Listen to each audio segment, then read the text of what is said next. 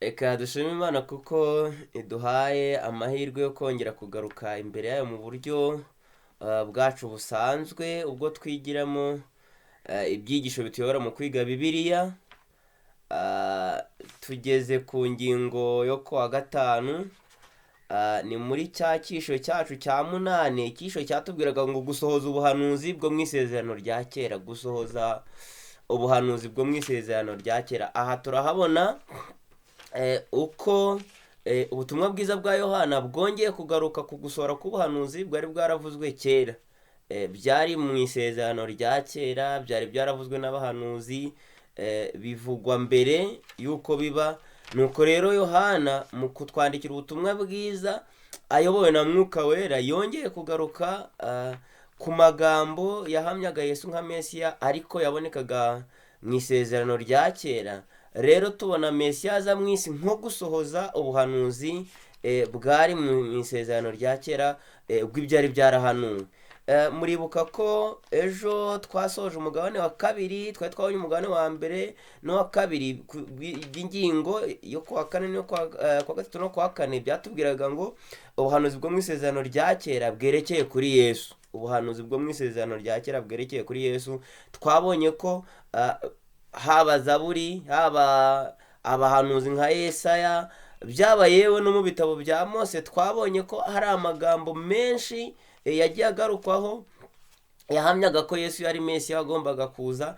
Rero kuboneka kwe, kuvukira mu isi kwe, byari ugushira mu bikorwa, byari ugusohoza ubwo buhanuzi bwari bwarahanuwe. Rero uyu munsi dufite ingingo yo kuwa gatanu itubwira ngo mukomoka ku isi, cyangwa se muri ab'isi, cyangwa se nk'uko Yesu yabisuvuze. Turaza kureba n'iki yari abwiye abantu bari bamuteze amatwi. Reka rero mbere yuko twinjira mu cyigisho turarike Mwuka Wera kugira ngo afatanye natwe mu buryo bw'isengesho. Adusenge. Uwiteka Mana ikiranuka, izina ryawe rigira nirihabwe icyubahiro. Tunejejwe cyane nuko uduhaye amahirwe yo kubumbura ibyanditswe byera kugira ngo wongere uvugane natwe. Reka imitima yacu ihugukire kumva icyo waturinganije muri iki gitondo, kandi nutugenzereza neza ukatubwira uko dukwiye kwitwara, ukatubwira n'ibyo dukwiye gukosora, imitima yacu ihuguke kugira ngo dushire mu bikorwa iby'ijambo ryawe ritubwiye. Ibyo ntitwabishobora, ahubwo Mwuka Wera atuye muri twe niwe uzatubasha gusohoza ukuri kose, kandi tukazahabwa ubugingo buhora ku musozo wa byose. Ngaho ubuntu bwawe bugumane natwe, byose bibe nk'uko ubishaka. Natwe turi imbere yawe, tubisabye tubyizeye mu izina rya Yesu, amen. Ni ingingo nk'uko maze kubibabwira, ni ingingo yo kuwa gatanu. Nshima cyane abantu rwose bakomeje kuduha ibitekerezo no kutwereka ko turi kumwe kuri uyu muyoboro. Imana iduhana umugisha. Iyi ngingo rero tugezeho kuwa gatanu iratubwira ngo mukomoka ku isi. Iyi ni amagambo make yakuwe muri Yohana, ni igice cya munani. Nimuza kureba iki gice cyose, ni igice gitangira Yesu amaze gukiza uriya muntu, umugore bari bazanye bamufasha asambana. Nuko amaze kumugirira neza, Yesu atigena no kongera gukora icyaha kuko abamuregaga bari batagihari. Kandi uyu mugore tubona rwose ko yagiriye umugisha wo guhura na Yesu kubera ko yari akije ubugingo bwe. Nawe tumubona nk'uwafashe icyemezo cyiza, kandi Mariya ntabwo yongeye kugaragaraho imico mibi, ahubwo tumubona mu bikorwa byiza nk'ibyo twabonye mu cyigisho cyabanje. Rero hano igihe Yesu ari mu rusengero yakomeje kwigisha, abantu baraza bamuzaho ababwiriza ubutumwa bwiza. Ariko noneho nimuza gusoma igice cya munani murasanga niho hantu honyine Yesu yabwije abantu kuri bari bamuteze amatwi. Icyakora nimuza gusoma mu bifuzo byose aravuga ngo kuko igihe cye kitari cyakageze, kuko yari ababwije ukuri, ntago bari bafite ubushobozi bwo kumugisha impaka, ko bashatse kumutera amabuye rwose abaca mu myanya y'intoki arabacika aragenda, kuko igihe cye cyari cyakageze. Ariko muri ayo magambo yabaganirije yagerageje kubabwira isano afitanye na se. Ababwira ko we yakomotse kuri se, k'ibyo ababwira bwa mbere yabwira ko ari we muco w'isi. Ababwira ko nubwo batamenye na se, bamubwira ko rwose bakomoka ku Mana, ko bafite uruhare, bafite inkomoko kuri Aburahamu, ari abana ba Aburahamu. Ndetse tubona ko bigera n'umurongo nk'uwa 32 aho yababwiye ati muzamenya ukuri, bivuze ko icyo gihe baganiraga bari bataramenya ukuri. Ni nayo mpamvu bavuga ati nyine nimumara kumenya ukuri ukuri niko kuzababatura. Nuko baravuga ati ntitwigeze kuba imbata. Ariko ibi byose nubwo babivuze batya, birengagizaga ukuri kwari kugaragara, kwari imbere y'amaso yabo, bitewe n'ikosa bakoze turaza kubona imbere mu cyigisho. Rero aya magambo Yesu yababwiye ati mukomoka mu isi cyangwa se muri ab'isi, aya magambo ntabwo yabanejeje. Ni nayo mpamvu yabateye uburakari, bituma bihutira gushyira mu bikorwa ibyari mu mitima yabo, byari imbuto yabibwe. Turaza kubona imbuto yitwa gushidikanya cyangwa se kutizera. Mu cyigisho cyacu dusanga mu byanditswe, dusanga mu butumwa bwiza bwanditswe na Yohana, twabonye ko Yohana yerekanye uwo Yesu ari we. Birumvikana mu byigisho byose bibanza, ibyo twanyuzemo, mu bice byose by'ubutumwa bwiza bwa Yohana, twagiye tubona hagarukamo Yohana yerekana rwose uwo Yesu ari we, ko yerekanaga ko ari Mesiya wasezeranywe, ibyiringiro bikomeye by'Abayuda bamaze igihe kirekire bari bategereje. Ibi yakunze kugaruka kuri iyi ngingo abasobanurira ko Yesu yari Mesiya, kandi kuri bo Mesiya yari umuntu bategereje. Numva bari bihereye kera kose bavuga ngo igihe Mose bavuga ngo nzabahagurukiriza undi muhanuzi, ibyo bintu byari kera cyane. Rero bari bamaze igihe babitegereje, bari bategereje uwo Mesiya. Ariko ikibazo twabonye cy'ingorane bari bafite nuko uko bari bamutegereje rwose byari bihabanye cyane nuko yaje, kubera ko bumvaga ko azaza akima ingoma ya Dawidi, nuko kabakiza igitugu cy'Abaroma. Rero bityo mu gihe Kristo yazaga ari hagati muri bo, uku kuntu bari bamutegereje igihe kirekire, baragiye bishiriraho uburyo bwiza bazamwakira nuko bamushushanye nuko bamwumva. Ibi bintu byaje guhabana cyane nuko Kristo yabonetse. Hano hasi turabona ko ariko kandi benshi mu bayobozi b'idini, abayobozi b'ibyamwuka b'abantu, nibo bari abanzi bakomeye ba Yesu. None se kubera iki ko tubonye ko Mesiya Yohana atahwemye kubabwira ko uwo, murabyibuka igihe Yohana umubatiza yababwiraga ngo nguyu ntama w'Imana ukora ibyaha by'abari mu isi, yabahishuriye rwose ko ari Mesiya. Kandi na Yesu mu mirimo yakoze, haba no mu byo yigishije, ntiyahwemaga kubabwira ko ari we Mesiya. Kandi nabo rwose bashingiye ku mirimo, bashingiye ku byo babonaga, bahamyaga ko ari Mesiya. None ikibazo batubwiye ngo abenshi mu bayobozi b'idini n'abayobozi b'iby'umwuka by'abantu nibo bari abanzi be bakomeye. Ikibazo batubwiye ngo ni ukubera iki? Imwe mu ngorane bagize nuko bari bategereje Mesiya igihe kirekire. Nibyo barabisomaga kandi baranabyigishaga, byari byo, ariko bagize ikibazo cyo gushidikanya Mesiya. Igihe Kristo yari amaze kuvukira mu isi, Abayuda birumvikana barabimenye. Murabyibuka igihe yazanwaga mu rusengero, murabyibuka igihe abashumba bazaga kumuramya, murabyibuka igihe abanyabwenge bazaga kumuramya, turabyibuka henshi aho yagiye akora imirimo n'ibitangaza byerekanaga ko ari we Mesiya. Ariko ikibazo, aba bayobozi b'idini, aba bayobozi b'ibyamwuka b'abantu, babyumve neza, ntabwo ari abayobozi b'ibyamwuka gusa, ni abayobozi b'ibyamwuka b'abantu bari bahagarariye abandi mu kubigisha ibyamwuka, bagize ikibazo, babiba imbuto mbi muri bo yo gushidikanya. Kandi iyi mbuto yabibwe yo gushidikanya birangira ibyaye imbuto, yeze imbuto mbi kurushaho, kubera ko uko bamushidikanyije byabaviremo kutamwizera bivamo kumwanga bivamo guhangana nawe, ndetse birangira bamucira urubanza rwo kumwica, aribyo byavuyemo kumubamba. Rero hano bari baduhaye amasomo ngo dusome muri Yohana igice cya 8:12 kugeza ku 30. Aha turasangamo ibintu bibiri. Aha turasanga abayobozi b'idini baganira na Yesu, ariko Yesu akabereka uwo ari we, nabo bakamwereka uko bamutekereza, kugeza no ku rwego bageze bamubwira ngo ariko ubundi utewe na dayimoni, wowe nta nubwo wavuye ku Mana. Kuko yababwiraga ati njyewe navuye kuri Data, kandi Data njye ndamuzi, nimvuga ko ntamuzi naba niyise umunyabinyoma. Ariko bo bakavuga ko bashingiye uko bamuzi bumvaga yigereranya. Ibi bintu rero byabaviremo akaga gakomeye. Reka twumve hano uko umwanditsi yabitwandikiye. Nifuza ko iyi ngingo abantu tuze kuyitaho cyane, ntabwo ngerageza gushiramo amagambo yanjye, kubera ko harimo amagambo akomeye cyane dukwiye kwitaho. Aranditse ngo Yesu avuga ko batamuzi kandi ko batazi na Se. Bagombaga kubamenya bombi, ariko abo bantu bari barihenze. Iki kintu cyitwa kwihenda nicyo twabonye, cyitwa kwibeshya kumva nabi, kudasobanukirwa neza. Hari Mesiya bari bategereje, ariko hari ukuntu bihenze, hari ukuntu bibeshye. Babonye Yesu avukiye mu muryango wa gikene, babonye atavukiye mu buryo babiteganyaga ko ari buvukire ibwami, ko ari buze yubashywe, ko ari buze aharanira ingoma yo mu isi, barihenze. Abo bantu akaga kavuyemo n'aka turaza kubona hasi. Bari bahugiranye mu migenzo y'idini ndetse n'ubucurabwenge bwabo, kugeza n'ubwo igihe yari imbere yabo akora ibyo yakoze byose, avuga ibintu yavuze byose bigaragaza ko ari se, nabwo ntibamumenye.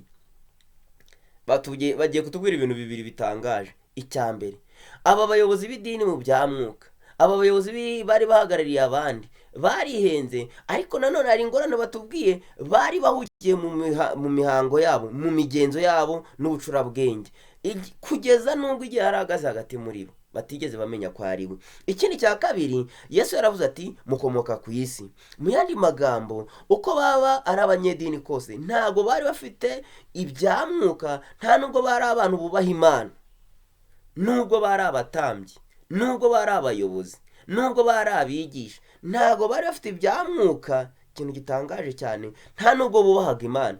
Ngo bari bafite ishusho yo kwera, amagambo ateye ubwoba tubona muri mu rwa kabiri rwa Timoteyo igice cya 5:3, ariko bikarangiriraho gusa. Inyuma bagaragaraga ko bubaha Imana, ariko imbere mu mitima yabo ntibizeraga na gato. Mbega ikibazo! Bari bafite rwose ishusho igaragara ko yo kwera, bari abantu bakora inshingano neza, bari abantu bayobora abandi neza, bari abantu bakora imirimo y'ubuturo bwera, bari abantu rwose bategura gahunda abantu bakazikunda, ariko imbere mu mitima yabo, kubera ko Kristo hari igihe yakoraga imirimo n'ibitangaza bakamwizera, kuko yabemezaga rwose ko ari Mesiya, nabo ubwabo bakabyemera, ariko mu mitima yabo bari bafitemo kwinangira kwaturutse kuri kwa kumushidikanya, ari nabyo byabaviriyemo akaga ko kumugambanira. Ibi bintu tubonye haruguru uko ari bibiri, sinzi niba abantu babyitayeho cyane. Icya mbere, hari ukuba bari bahugiye mu nshingano rwose, kugeza n'ubwo Kristo ahagarara hagati muri bo ntibamenye ko ari we, yewe yakora imirimo bitangaza amaso yabo ntabibone. Ikindi cya kabiri, tubonye ko inyuma rwose bari batunganye. Muribuka ko Kristo ntiyabahishiriye, yageze no kubabwira ati mumeze nk'ibituro bisize ingwa, rwose inyuma murasa neza, ariko ngo imbere bari babuze kwizera. Ibi bintu uko ari bibiri tubonye hano guru ntabwo byari bisa, kuko abantu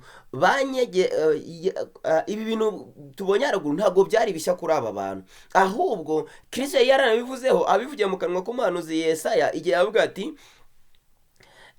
kuko aba bantu banyegera bakanyubahisha akanwa kabo, bakanyubahisha akanwa kandi n'iminwa yabo, ariko imitima yabo imbakure, no kubaha abanyubaha akaba ari itegeko ry'abantu bigishijwe. Nguko uko bari bameze. Nibyo koko mu masinagogi bakoraga ibintu bigaragaza ko bakunda Mesiya, banamutegereje, ko bari abana ba Aburahamu, baranabyirataga, ariko ibyo bavugaga byari amagambo gusa, byari amagambo adashingiye ku bikorwa, ahubwo niyo mpamvu Yesaya yabyanditse ngo no kunyubaha abanyubaha ni amategeko bigishijwe n'abantu. Mu gihe Kristo dusezerana ko amategeko azayandika mu mitima yacu, ariko ababo bari bayambaye ku myenda yabo, kandi bakagerageza kuyubahiriza kugira ngo bashimwe n'abantu, aho kugira ngo bahindure imitima yabo. Iki gitekerezo cyari cyaravuzwe na Yesu mu binyejana byinshi byari bishize, kandi ubwo yavugaga ati bansengera ubusa kuko n'inyigisho bigisha ari amategeko y'abantu. Ibi tubisanga muri Mariko igice cya 7:7. Inyigisho z'abo bantu cyangwa se amategeko y'abantu byari iby'isi, mu gihe Yesu yavugaga ati sindi uw'isi. Kuba rero abantu barihenze ubwabyo byari bikabije. Mwumve neza, kuba abantu bari barihenze mu buryo babonye Mesiya byari bikabije, ariko ibintu byarushaho kuba bibi cyane kuko bayobeje n'abandi. Aha nahageze ndatekereza, kuba bo ubwabo barayobye, kuba barihenze, kuba barashidikanyije Mesiya, bikabatera kujijwa, bigatera kutamwemera, ari hagati muri ibyo byari ikibazo kuri bo. Ariko ntago ibyo ntibyari bihagije ngo icyari kibi kurushaho nuko uko babyumvaga bakuruye na rubanda. Ubundi Yesu yaza kwangwa na rubanda nta kibazo cyari kuba kirimo, iyo ataza kuba yanzwe, yirengagijwe, atagambaniwe n'aba bayobozi b'idini, ntago byajyaga kuba ikibazo. Batubwiye ngo, ndasubiramo aya magambo, aravuga ngo kuba abantu barihenze ubwabyo byari bibi bikabije, ariko byarushijeho kuba bibi cyane kuko bayobeje n'abandi. nubwo mu buryo butangaje Yohana yanditse ku ngaruka z'iki kiganiro Yesu yagiranye n'aba bantu, kuko murongo wa 30 aratubwira ngo benshi baramwizeye, ariko ntitwabura kuvuga ko hari ingaruka zikomeye zatewe no kwibeshya kw'aba bantu. muribuka ko igihe rubanda basakuzaga ngo nabambwe ngo amaraso yazatubarweho twebwe n'abana bacu, benshi muri bo ntibari bazi ibyo bari gusaba.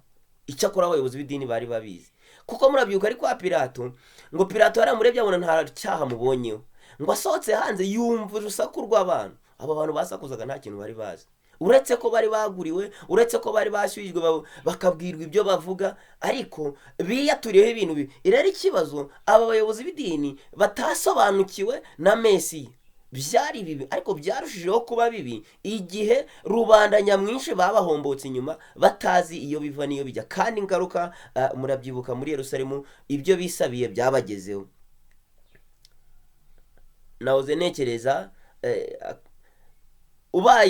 bibaye ari ukuyoba k'umuntu, uri umuntu wenda yagiye mu nzira akayoba, cyangwa se ari mu bwato cyangwa ari mu modoka akayoba, wakayoba icyerekezo yerekezagamo, ibyo nta kibazo, yenda yazagaruka, nibyo koko ni wenyine. ariko se byagenda bite uyoboye ubwato, uyoboye ikinyabiziga, uyoboye imodoka ari we wayobye? murumvikana ko umubare w'abayoba baba benshi. ni nayo mpamvu ari akaga n'ingorane tugiye gusaba Imana kugira ngo abayoboye abandi mu bya mwuka, abayoboye abandi muri izi nshingano z'itorero tugira, abayoboye abandi mu bwirizabutumwa, bakwiriye kuba bafite umurongo ugororotse kandi bagasaba Mwuka Wera kugira ngo abe bayobora, kuko kuyoba kwabo ntabwo bigira ingaruka kuri bo gusa, ahubwo n'abandi. hano ari amagambo nakunze umwanditsi yatwandikiye atuga ngo bityo nubwo haba hari ubuyobozi bubi, abayuda benshi bashoboraga kurenza amaso maze bakareba ubwabo uwo Yesu ari we. aya magambo aragira ngo twongere tuyazirikane. nubwo bari bafite abayobozi bameze batyo, abayuda benshi bashoboraga kuburenga maze bakareba ubwabo bakabona uwo Yesu ari we. aya magambo aradutera umwete, aranadukangura, kabone naho wenda uwitwa ko ayoboye, uwitwa ko ahagarariye ibya mwuka by'abantu, twumve neza ko ibya mwuka bihagarariye na Mwuka Wera, ni Imana ubwayo yiyoboreye, ariko nanone kabone naho uwitwa ko ayoboye abandi yaba umunyantege nke, abana b'Imana bakwiriye kurenza amaso, nk'uko tubonye ko nubwo byari bimeze gutyo, abayuda benshi harimo n'abamwizeye, hari abatagendeye ku bitekerezo by'abayobozi babo. niyo mpamvu hano turareka kugira ngo amaso yacu akwiye kuyoborwa na mwuka kuruta kuyoborwa n'abantu runaka, n'amazina runaka. ntidukwiye gushingira kwizera kwacu ku bantu runaka, ahubwo nk'uko twahaye ibyanditswe byari ngo bitubere umuyobozi, ahubwo Mwuka Wera ukorera mu mitima yacu abasha gukora mu bayobozi kimwe n'uko abasha gukora mu bayoborwa. reka dusabe Imana kugira ngo Mwuka Wera akore mu mitima yacu, atuyobore, nibwo tutazayoba, nibwo tuzamenya ukuri kose, kandi uko kuri kose kugatsinda imitima yacu, maze akaga n'ingorane kageze kuri aba bantu natwe tubasha kukageramo. ariko Mwuka w'Imana akoreye mu mitima yacu abasha kuduhumura amaso, maze tukareba kandi tukitegereza, tukabona ubushake bw'Imana, tugasaba ko busohozwa mu mitima yacu. ibyo nibyo nawe mbasabira, nanjye nisabira mu izina rya Yesu. dusenga Imana. Data udukunda uri mu ijuru, izina ryawe rigera rihabwa icyubahiro.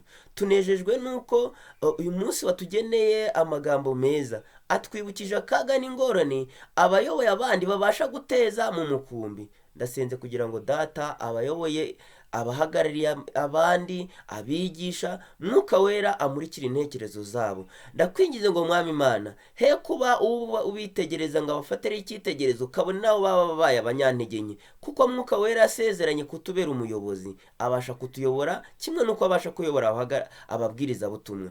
reka Mwuka Wera wasezeraniye abo ukora mu mitima yacu atwigishe, kandi naduha kumurikirwa, duhe guca bugufi kugira ngo akorere mu mitima yacu, intekerezo zacu zorohe kugira ngo atuyobore, nibwo tuzabona ubugingo buhoraho. ngaho ubuntu bwawe bukomeze kubana n'imitima yacu, tubisenze tubyizeye mu izina rya Yesu Umwami wacu, amen.